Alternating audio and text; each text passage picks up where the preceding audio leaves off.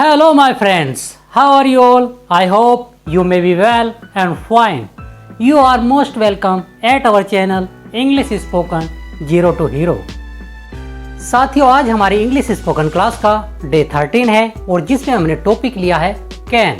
साथियों, हमने can English grammar course में भी पढ़ा था, लेकिन इंग्लिश स्पोकन क्लास में कैन का यूज़ हम कैसे करते हैं आज उसी बारे में हम आपको बताएंगे। साथियों, कैन का अर्थ होता है सकना या सकता हूँ के अर्थ में।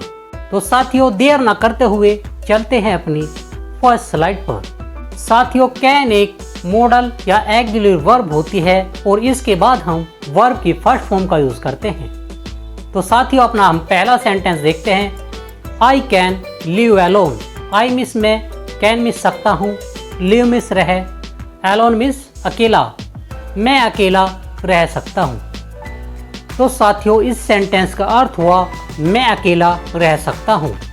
यदि मैं यह कहना चाहूँ कि मैं घर पर अकेला रह सकता हूँ तो मैं इसे कहूँगा I can live at home alone. मैं घर पर अकेला रह सकता हूँ।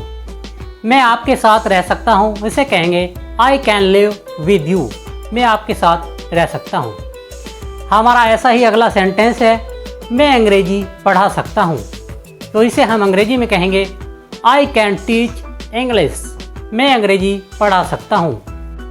साथियों, यदि आप जापानीज़, चाइनीज़, फ्रेंच या कोई और भाषा पढ़ाते हैं तो आप कहेंगे आई कैन टीच जापानीज़। मैं जापानी भाषा पढ़ा सकता हूँ। या अगर कोई फ्रेंच भाषा पढ़ा सकता है तो वह इंग्लिश की जगह कहेगा I can teach French language. मैं फ्रेंच भाषा पढ़ा सकता हूँ।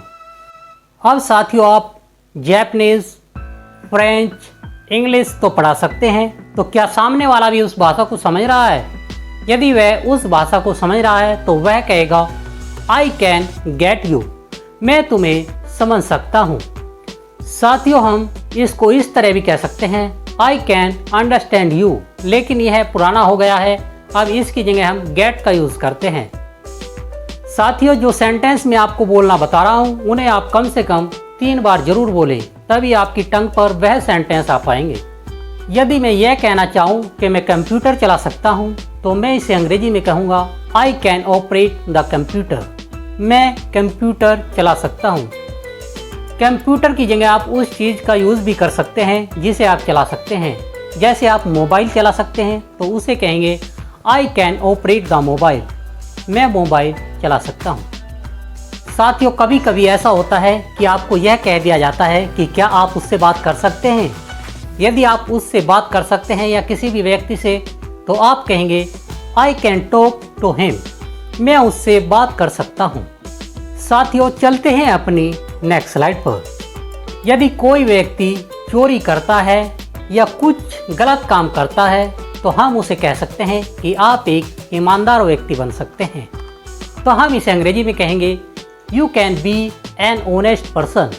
आप एक ईमानदार आदमी बन सकते हैं। साथियों, जब कोई गलत राह पर चला जाता है तो हम उसे कह सकते हैं कि आप एक ईमानदार आदमी बन सकते हैं। यदि हम किसी को यह कहना चाहें कि आप एक अच्छे आदमी बन सकते हैं तो मैं इसे अंग्रेजी में कहूँगा you can be a good person. आप एक अच्छे व्यक्ति बन सकते हैं।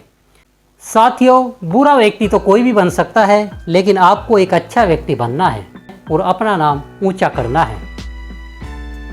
यदि मैं आपसे यह कहना चाहूँ या कोई भी हमसे यह कहना चाहे कि मैं दोस्त बना सकता हूँ तो वह इसे अंग्रेजी में कहेगा आई कैन मेक फ्रेंड्स।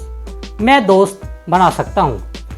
यदि मैं आपसे यह पूछूं कि क्या आप मध्य रात्रि अर्थात आधी रात को शमशान घाट जा सकते हैं, यदि आप जा सकते हैं तो आप कहेंगे I can go to graveyard at midnight. Midnight मध्य रात्रि को बोलते हैं। तो साथियों, इस सेंटेंस का अर्थ हुआ मैं मध्य रात्रि को शमशान घाट जा सकता हूँ। मैं इंटरनेट चला सकता हूँ। इसे अंग्रेजी में कहेंगे I can Surf the net. मैं इंटरनेट चला सकता हूँ। साथियों, चलते हैं अपनी नेक्स्ट स्लाइड पर।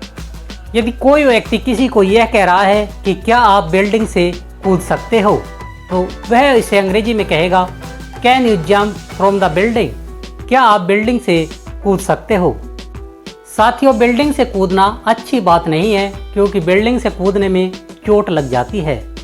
लेकिन यदि सामने वाला व्यक्ति एक्रोबेट अर्थात जिम्नास्ट है तो वह बिल्डिंग से कूद सकता है, क्योंकि वह बिल्डिंग से कूदने की कला जानता है। यदि वह बिल्डिंग से कूद सकता है तो वह इसे अंग्रेजी में कहेगा I can jump from the building, मैं बिल्डिंग से कूद सकता हूँ। यदि आप नहीं कूद सकते हैं तो आप इसे अंग्रेजी में कहेंगे I can't jump from the building, मैं बिल्डिंग से नहीं कूद सकता हूँ। साथियों, यदि कोई नेता अर्थात कोई लीडर आपके चुनाव क्षेत्र में आता है तो आप उससे यह पूछ सकते हैं कि क्या आप भ्रष्टाचार के खिलाफ आवाज़ उठा सकते हो। तो आप उससे अंग्रेजी में कहेंगे can you raise the voice against corruption, क्या आप भ्रष्टाचार के खिलाफ आवाज़ उठा सकते हैं। यदि वह लीडर अर्थात वह नेता भ्रष्टाचार के खिलाफ आवाज़ उठा सकता है तो वह इसे अंग्रेजी में कहेगा I can raise the voice against corruption, मैं भ्रष्टाचार के खिलाफ आवाज़ उठा सकता हूँ। साथियों, भ्रष्टाचार के खिलाफ आपको भी आवाज़ उठानी चाहिए, क्योंकि भ्रष्टाचार होना अच्छी बात नहीं है।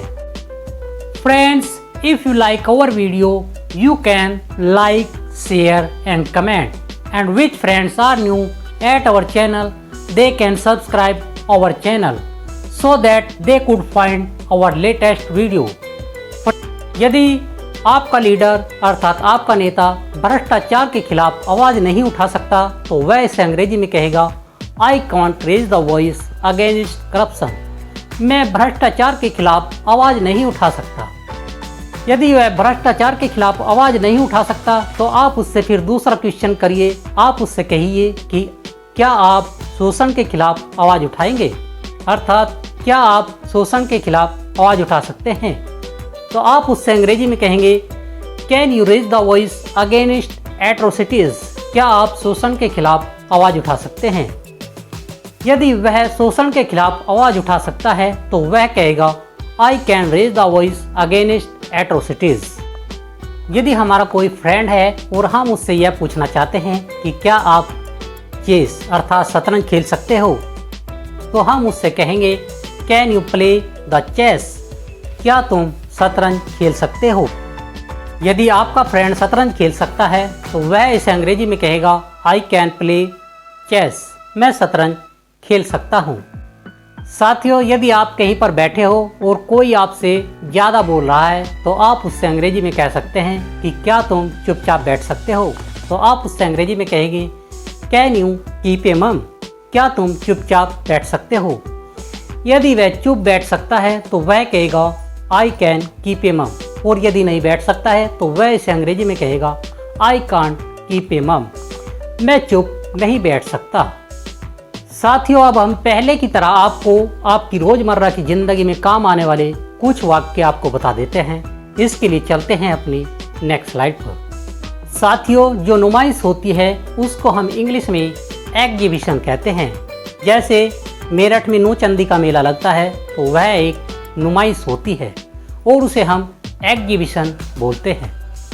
साथियों, एक घूमने वाली कुर्सी होती है, उसे हम अंग्रेजी में रिवॉल्विंग चेयर कहते हैं। साथियों, जो घूमने वाली अर्थात रिवॉल्विंग चेयर होती है वह सिंपल चेयर से कुछ ज़्यादा कॉस्टली होती है। साथियों, यदि हम किसी से मिलते हैं और हम उससे यह पूछते हैं कि आप क्या करते हो, तो हम उससे कहेंगे व्हाट डू यू डू, आप क्या करते हो।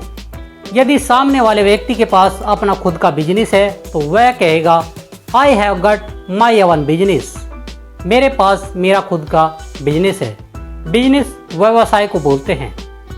साथियों, यदि हम किसी से कहें कि क्या तुम नंगे तार छू सकते हो, तो हम उससे कहेंगे can you touch naked wire, क्या तुम नंगे तार छू सकते हो। अब इसका आंसर कैसे देंगे, इसके लिए चलते हैं अपनी नेक्स्ट स्लाइड पर। साथियों, नंगे तार छूना अच्छी बात नहीं है, क्योंकि करंट लग जाता है और आप उससे दुर्घटनाग्रस्त हो सकते हो। तो आप कहेंगे I can touch naked wire, मैं नंगे तार नहीं छू सकता। साथियों, कभी कभी हम टूर के लिए भी जाते हैं और वहाँ पर बहुत सारे अंग्रेज मिलते हैं। तो जब हम टूर पर जाते हैं तो हम अपने फ्रेंड से कह सकते हैं कि क्या तुम विदेशियों से बात कर सकते हो।